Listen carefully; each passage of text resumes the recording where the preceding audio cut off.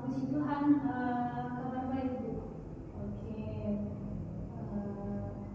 Asmi datang ke sini mau konseling. Iya Bu, ada sedikit masalah yang ingin saya sampaikan Bu.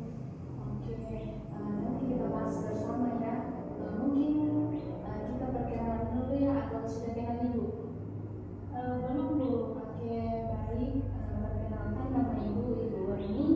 Ibu di sini sebagai guru BK. Silakan perkenalkan namanya.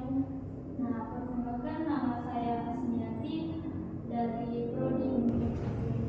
Baik, sebelum kita memulai konseling kita pada saat ini, mari kita berdoa dulu ya.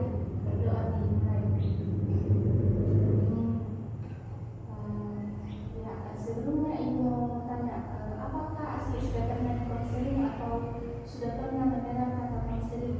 Belum pernah Bu.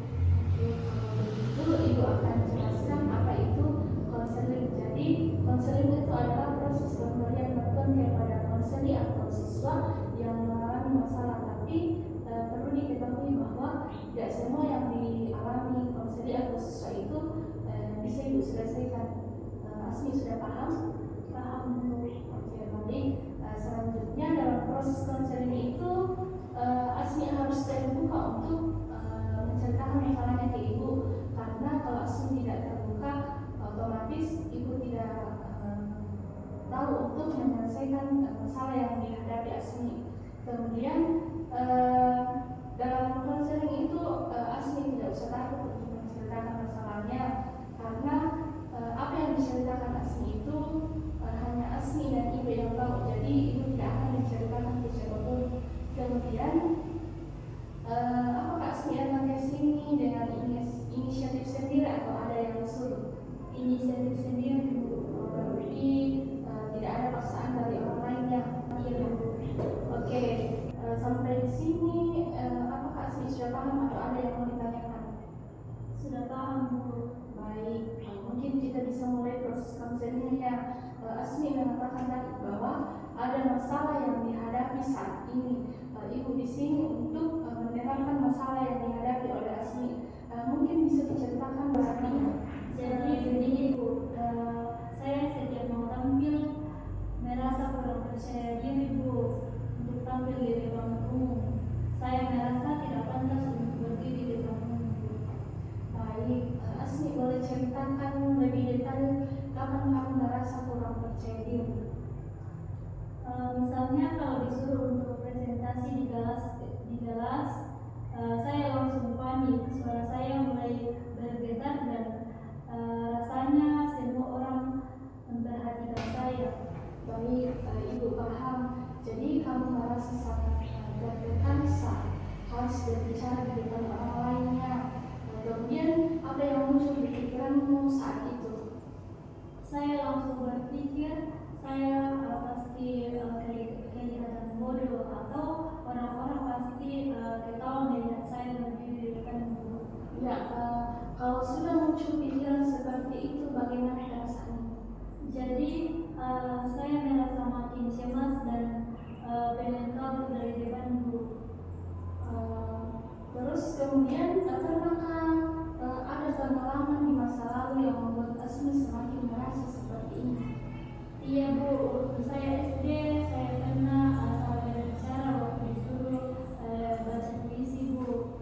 Tapi teman-teman saya ketawa semua. Sejak itu saya selalu takut untuk tampil di depan Bu. Ya, itu pasti pengalaman yang sangat tidak enak ya. Sepertinya pengalaman itu bikin Asmi lebih waspada dan takut saat harus tampil di depan umumnya. Ya, kalau Ibu boleh rangkum, sepertinya saat kamu harus bicara di depan umum muncul pikiran saya pasti salah, atau mereka akan menertawakan saya. Jadi pikiran ini bikin kamu makin cemas dan ingin menghindar. Benar begitu? Iya Bu, seperti itu. Terima kasih sudah berbagi. Ibu ingin kita sama-sama mencoba mengenal pikiran-pikiran negatif dan menguji apakah benar-benar sesuai kenyataan. Selain itu, kita akan latihan supaya lebih percaya diri secara bertahap. Apakah kamu setuju? Setuju Bu, saya mau mencoba. Ya, sekarang kita akan mencoba mengidentifikasi lebih dalam pikiran otomatis yang muncul saat kamu harus bicara di depan orang lain. Kamu sudah bilang tadi bahwa saya pasti salah atau mereka akan menertawakan saya. Apakah ada pikiran lain yang biasanya muncul? Saya juga berpikir saya tidak sepintar orang lain, dan kalau saya grogi, dan mereka pasti langsung menjauh saya. Baik, jadi kita punya beberapa pikiran otomatis seperti saya pasti salah atau mereka akan menertawakan saya, dan saya tidak sepintar orang lain. Kemudian kalau saya grogi, mereka menjauh. Apakah itu semua yang muncul? Iya Bu, itu yang sering saya pikirkan. Baik, sekarang kita akan melihat apakah pikiran-pikiran itu benar-benar sesuai kenyataan.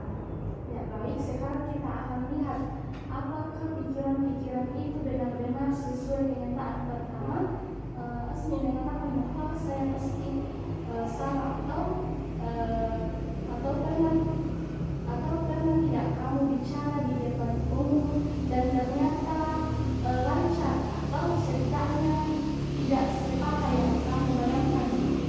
Karena Bu, waktu presentasi kelompok saya tidak berbicara, tapi saya tetap takut Bu. Jadi sebenarnya ada buktinya kalau kamu bisa berbicara dengan baik meskipun kamu merasa cemas. Bagaimana perasaan kamu saat tahu kalau kamu bisa tampil di depan umum? Rasanya nggak lega Bu. Baik, sekarang tentang mereka akan menertawakan saya. Pernahkah kamu benar-benar melihat bahwa teman-temanmu menertawakanmu pada saat kamu tampil? Iya Bu, mereka cuma diam dan mendengar. Ya, jadi mungkin itu cuma ketakutan di pikiranmu ya. Sementara kenyataannya mereka tidak menertawakanmu. Iya, sepertinya begitu Bu. Ya, bagus sekali. Jadi sekarang kita akan ganti pikiran-pikiran negatif itu dengan versi yang lebih realistis. Misalnya dari saya pasti salah ke misalnya saya mungkin grogi, tapi saya sudah mempersiapkan materi dan bisa menyampaikan dengan baik. Kemudian yang kedua, dari mereka yang menertawakannya ke misalnya mereka belum tentu menertawakan saya. Banyak orang justru menghargai keberanian saya saat berbicara. Menurut kamu bagaimana rasanya kalau menangani pikiran seperti itu? Rasanya lebih ringan Bu, tidak seperti yang saya bayangkan. Nah, bagus sekali. Supaya kamu bisa lebih yakin, kita akan coba latihan kecil. Ibu ingin kamu mencoba berbicara di depan satu atau dua temanmu dalam minggu ini. Kemudian kamu sampaikan hal-hal sederhana, misalnya kamu cerita pengalaman liburan atau hal yang kamu suka. Kemudian kamu catat. Yang pertama itu apa yang kamu pikirkan sebelum berbicara. Dan kemudian apa yang terjadi saat kamu berbicara. Dan yang terakhir itu apa yang kamu rasakan setelahnya. Apakah kamu bersedia untuk mencoba? Iya Bu, saya akan mencoba. Ya, baik, jadi dalam minggu ini kita akan fokus latihan kecil berbicara. Kita akan evaluasi hasilnya minggu depan. Ingat, tujuan kita adalah melihat apakah pikiran-pikiran negatif itu benar-benar terbukti atau ternyata hanya asumsi saja.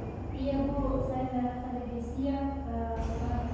Ya, baik, Asmi, mungkin pertemuan kita pada saat ini cukup sampai di sini dulu ya. Semoga setelah Asmi berbagi tentang masalah kurang percaya diri, semoga kedepannya Asmi lebih percaya diri lagi untuk berani tampil di depan umumnya. Iya Bu.